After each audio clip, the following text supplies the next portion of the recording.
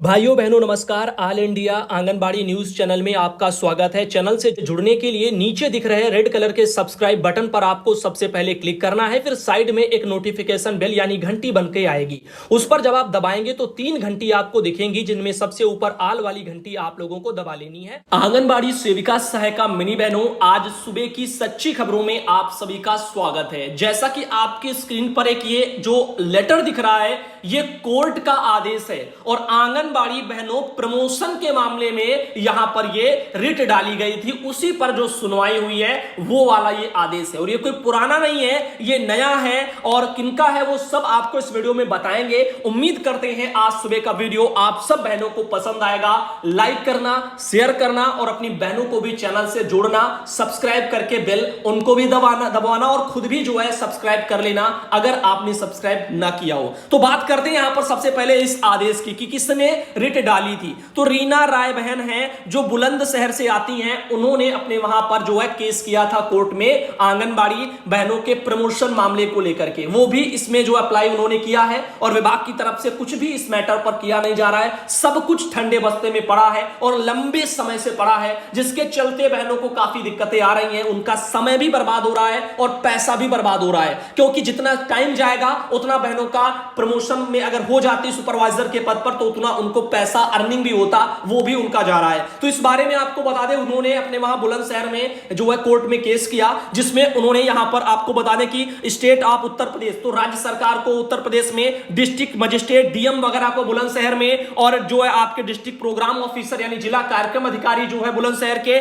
और जो आपके चाइल्ड डेवलपमेंट प्रोजेक्ट ऑफिसर है यानी आपके वहां के जो ऊंचा गांव वगैरह के जो परियोजना अधिकारी हैं, इन सबको कोर्ट में ला करके खड़ा कर दिया और इन सब से सवाल किए गए। आज बात करते हैं इस वाले हम कोर्ट के नोटिस की, जिसमें क्या कहा गया, इसका क्या मतलब है, क्या प्रमोशन कब तक होगा। ऐसे बहुत सारे लोगों के मन में सवाल उठ रहे होंगे। काफी लोग कह रहे होंगे क्या इस लेटर से हमें भी लाभ होगा।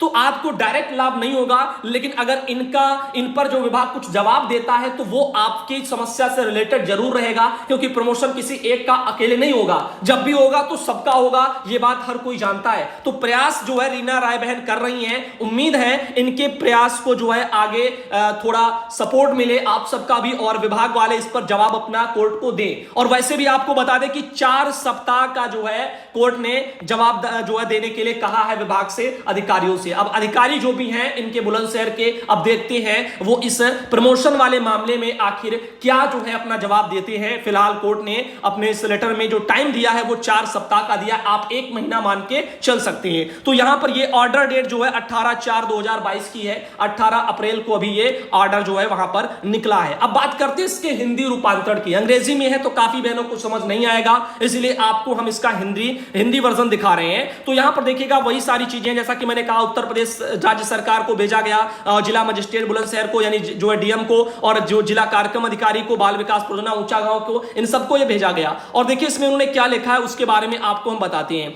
तो यहां पर उन्होंने कहा है कि जो एक वर्तमान याचिकाकर्ता द्वारा याचिकाकर्ता को आंगनबाड़ी कार्यकर्ती के पद से पदोन्नति देने का निर्देश देने वाले जो है यहाँ पर परमादेश लिखा गया है, उसकी रिट के लिए प्रार्थना करते हुए दायर की जा रही है। तो यहां पर यह प्रमोशन हो सकता है, क्योंकि यहां पर जब भी आप किसी अंग्रेजी वर्जन का हिंदी में ट्रांसलेट करते हो गूगल पिक्सल वगैरह से या गूगल से, तो वो इसी तरीके से शब्दों को अपने अकॉर्डिंग जो है यहां पर ट्रांसलेट करके रख देता है। फिलहाल आपको जो भी था समझाना वो हम समझा चुके हैं। और यहां पर अगर आप जो है रिट संख्या देखिए, कोर्ट नंबर 34 है, केस वगैरह आप देखिएगा नंबर 2022 का 4455 है, याचिकाकर्ता श्रीमती रीना जी हैं, और आप यहां पे देख पा रहे होंगे। तो यहां पर जो है उन्होंने क्या कहा है कि श्री पीके श्रीवास्तव विद्वान अतिरिक्त मुख्य स्थायी वकील के निर्देश प्राप्त किया है और प्रस्तुत किया गया है कि 4 सप्ताह की अवधि के भीतर पत्र के माध्यम से याचिकाकर्ता को निर्णय के बारे में सूचित किया जाए। तो 4 सप्ताह के अंदर जो है रीना राय बहन को विभाग वाले अधिकारी जो है कोर्ट के इस ऑर्डर के मुताबिक जो है अवगत कराएंगे। अगर नहीं कराते हैं तो आपको बताना चाहेंगे कि याचिकाकर्ता के विद्वान अधिवक्ता का निवेदन है कि यह रिट याचिका उपरोक्त सबमिशन के आधार पर निपटाया जा सकता है। याचिकाकर्ता के स्थिर रहने पर उसे चुनौती देने की भी स्वतंत्रता है और यहां पर आगे अगर नहीं कुछ होता है तो बहन इसके ऊपर भी बढ़ेंगी और इस जो है यहां पर इस चीजों को भी चुनौती देकर के आगे यानी जाएंगी। तो यहां पर अभी बैठने वाली बहनें नहीं और बैठना भी मेरे ख्याल से नहीं चाहिए, अपने हक के लिए लड़ते रहना चाहिए। और देखते हैं शायद विभाग बुलंदशहर में विभागीय अधिकारी इस बारे में कुछ ना कुछ तो कहेंगे। जो भी कहेंगे, जो भी जानकारी आएगी आप सबको अवगत कराई जाएगी। कम से कम जो है यहां पर एक उम्मीद तो जग रही है कि कोई ना कोई बहन है जो कम से कम अपने प्रमोशन के लिए लड़ रही है। आप लोग भी अगर इसी तरीके से याचिकाओं को आगे डालें तो शायद उस पर भी जिलों में अधिकारियों की थोड़ा खलबली मचे और वो भी इस पर जवाब प्रस्तुत करें। वहीं विमलेश तिवारी बहन आती हैं झांसी से। अब देखिएगा इन बहन की जो समस्या है वो काफी गंभीर है। हो सकता है आप में से बहुत सी बहनें हो, आपके वहां इसी तरह की समस्या हो और आप इससे निपट चुकी हो, तो आप सलाह दे सकती हैं अपनी इन बहन को। इनका कहना है कि सुधांशु भैया यहां पर परशुराम जयंती अक्षय तृतीया की हार्दिक शुभकामनाएं। और भैया जी मेरे यहां जुड़वा बच्चों की बहुत समस्या है, वैसे भी राशन कम आ रहा है और 3 जुड़वा बच्चे पैदा हो गए हैं। मैडम कुछ नहीं बताती हैं, लाभार्थी मुझे बहुत बधाई जो है यहां पर जो है परेशान करते हैं, आप बताएं क्या करें। तो यहां पर जुड़वा बच्चे होते हैं वो तो समस्या आती है, इनके वहां 3 जुड़वा बच्चे हो चुके हैं तो ऐसे में समस्या और बढ़ गई है। राशन जो सिंगल बच्चे हैं उनका तक पूरा आता नहीं है। अब ऐसे में 3 जुड़वा बच्चों का कैसे आए और कैसे उनकी फीडिंग हो कि एक जो पोषण ट्रैकर पर तो 3 वाला कोई ऑप्शन दिखता नहीं है, तो कैसे फीडिंग हो जाए। तो यहां पर इन चीजों में काफी समस्याएं हैं। आप में से अगर कोई इनको सलाह देना चाहती है तो दे दीजिए। वहीं पर उम्मीद करते हैं आप यहां पे देखिएगा ये एक फोटो भी उन्होंने अपने वहां से भेजी है। तो इसी तरीके से समस्या इनके सामने यहां पे बनी हुई है। ये जो है बहन है काफी परेशान है, शायद आप उनकी मदद कर पाए। वहीं पर मुरादाबाद से ममता बहन आती हैं। इन्होंने पहले भी अपने सहायिका पद पर हैं और आंगनबाड़ी के पद के लिए इन्होंने जो अप्लाई किया था उससे जुड़ी हुई जानकारी इन्होंने सवाल उस पर उठाए थे। आज उन्होंने उस पर और कुछ कहना चाहा है, आइए देखते हैं ये क्या कहना चाहती हैं। इनका कहना है कि भैया जी नमस्ते, मैं आंगनबाड़ी सहायिका थी। मैंने पिछले वर्ष 53,000 वाली भर्ती में आंगनबाड़ी कार्यकर्ती के पद पर फॉर्म भरा था, जिसमें मेरा प्रथम वरीयता के आधार पर कार्यकर्ती के पद पर चयन हुआ था, जिसका मुझे सितंबर माह 2021 में नियुक्ति पत्र भी मिल गया है। तो अगर आपके पास वो नियुक्ति पत्र है तो पहली बात तो आप उसको हमें भेजिए ताकि ये कंफर्म हो जाए कि नियुक्ति पत्र आपको 2021 में सितंबर महीने में दिया गया है। साथ ही साथ इनका कहना है मुझे सितंबर माह में सब मिला है। साथ में और भी काफी जो है यहां पर संख्या में ऐसी बहनें थी जिनकी सहायिका से कार्यकर्ती के पद पर चयन हुआ है और उनको भी नियुक्ति पत्र मिला है, लेकिन मानदेय सभी का सहायिका वाला ही आ रहा है। तो हो सकता है नियुक्ति पत्र आपको मिल गए हो, मैं नहीं कहता नहीं मिले होंगे, लेकिन जो है पारदर्शिता के लिए, सच्चाई के लिए कम से कम आप उसको भेज दें ताकि सभी वीडियो देखने वाले बहनों को, दर्शकों को भी जो है कम से कम सच उनके पास तक जाए। तो इनका कहना है कि हम सबको विभाग के द्वारा कार्यकर्ती को मिलने वाला जो मोबाइल फोन है वो दिया जा चुका है। हम भी जो है कार्यकर्ती जो है यहाँ पर यानी हम भी कार्य कर रहे हैं। हाँ, और हमारे बैंक खाता नंबर विभाग द्वारा अक्टूबर में ले जा चुके हैं और अब मानदेय के बारे में पूछते हैं तो जवाब मिलता है कि अभी सरकार की तरफ से कोई बजट जारी नहीं है, कृपया बताने की कृपा करें। तो देखो नई जो बहनें हैं उनके बजट से रिलेटेड अभी कोई लेटर बेटर तो हमें देखने को विभाग से नहीं मिला है। अगर आगे फ्यूचर में आएगा तो हम आपको बताएंगे, लेकिन जो आप नियुक्ति पत्र के बारे में कह रही हैं तो कृपया उसके बारे में जानकारी साझा करें और नियुक्ति पत्र भेजें ताकि ये कंफर्म हो जाए कि वाकई में नियुक्ति पत्र आपके जिले में बढ़ चुके हैं। क्योंकि तमाम जनपदों में अभी भर्ती से रिलेटेड कोई जानकारियां आ ही नहीं रही हैं, सब मामला ठंडे बस्ते में पड़ा है। क्योंकि उधर हमारे मुख्यमंत्री जी 20,000 भर्तियों को कराने के लिए 6 महीने में बोल रहे हैं और अगले जो है उसमें 30,000 अलग से पद भराने के लिए जो अगले 6 महीने में कह रहे हैं। तो एक साल में 50,000 पदों को भरने के लिए कह रहे हैं और वैसे भी 53,000 तो पद पहले से प्रस्तावित हैं। तो इसीलिए अब यहां पे सवाल काफी खड़े हो रहे हैं। वही बात करते हैं अगली खबर की, तो बच्चों के टीकाकरण बूस्टर डोज में तेजी लाएं।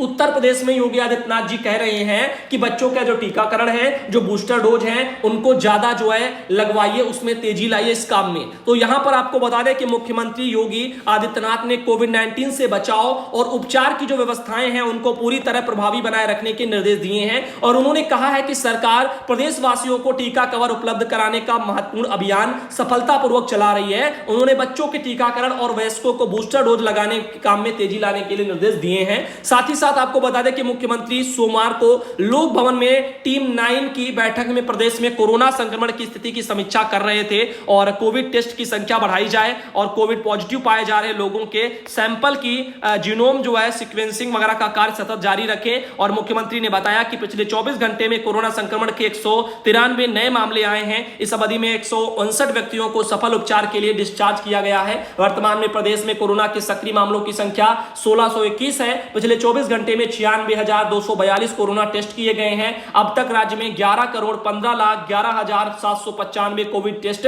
संपन्न हो चुके हैं। तो हर विकास खंड में बनेंगे गो आश्रय स्थल। तो यहां पर गो आश्रय स्थलों के बारे में भी जानकारी आ रही है। मुख्यमंत्री ने निर्देश दिए हैं कि सभी जो है यहां पर गो आश्रय स्थलों में व्यवस्था सुचारू रखी जाए। गो आश्रय स्थलों में हरा चारा भूसा की समुचित व्यवस्था की जाए। इन दिनों गेहूं की कटाई चल रही है, ऐसे में पशु चारे की खरीद अभी कर ली जाए। गोवंश को गर्मी अथवा धूप में सुरक्षित रखने के प्रबंध किए जाएं। विकासखंड स्तर पर 2000 से 2500 गोवंश क्षमता वाले मॉडल गो आश्रय स्थल स्थापित करने का प्रयास किया जाए। तो इस हिसाब से यहां पर इसके लिए भी प्रयास हो रहे हैं, लेकिन वहीं पर जिन जिम्मेदारों को जिम्मेदारी दे दी जाती है वो पैसे अपने जेब में रखते हैं और आगे कुछ काम नहीं करते हैं। आप उदाहरण स्वरूप तमाम क्षेत्रों में घूम लीजिए और वहां की गौशालाओं को आप चेक कर लीजिए। आप ही आते होंगे, आपके ही क्षेत्रों में कहीं कहीं गौशालाएं होगी, वहां की जो स्थितियां हैं उससे आप खुद ही रूबरू होंगे। नीतू वर्मा बहन आती है उत्तर प्रदेश के सीतापुर जिले से, और बहन ने अपने वहां से एक लेटर भेजा है। सीतापुर में समस्त कार्यालयाध्यक्षों को ये एक लेटर 30 अप्रैल को भेजा गया है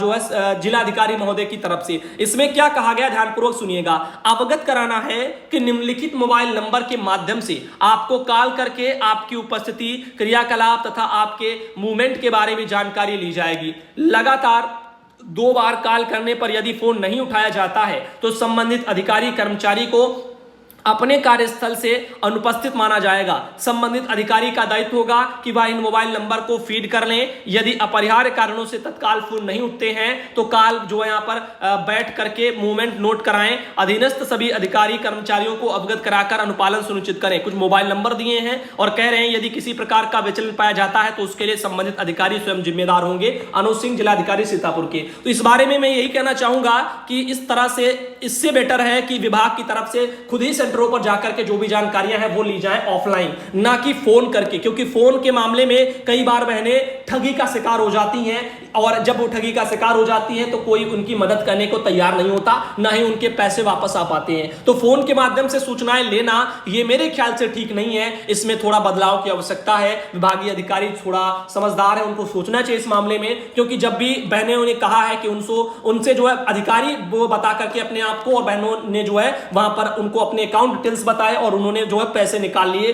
कहीं उनके लाभार्थियों के। तो यहां पर इस तरह की जो समस्याएं आती हैं वो ऐसे ही मैटर वहां पर इसको जो है बढ़ावा देते हैं। तो मैं कहना चाहूंगा कि यहां पर फोन से जानकारी लेना ठीक नहीं है। इससे अच्छा है कि ऑफलाइन जानकारी ली जाए, विभागीय अधिकारियों कर्मचारियों के जरिए ली जाए, ना कि कॉल करके सूचना लेना अपने आप में जागरूकता की कमी के कारण जो है लोगों को खंडक में धकेलता है और उनके बैंक अकाउंट खाली करवाता है। उम्मीद करते हैं आज का सुबह का वीडियो आपको पसंद आया होगा। अगर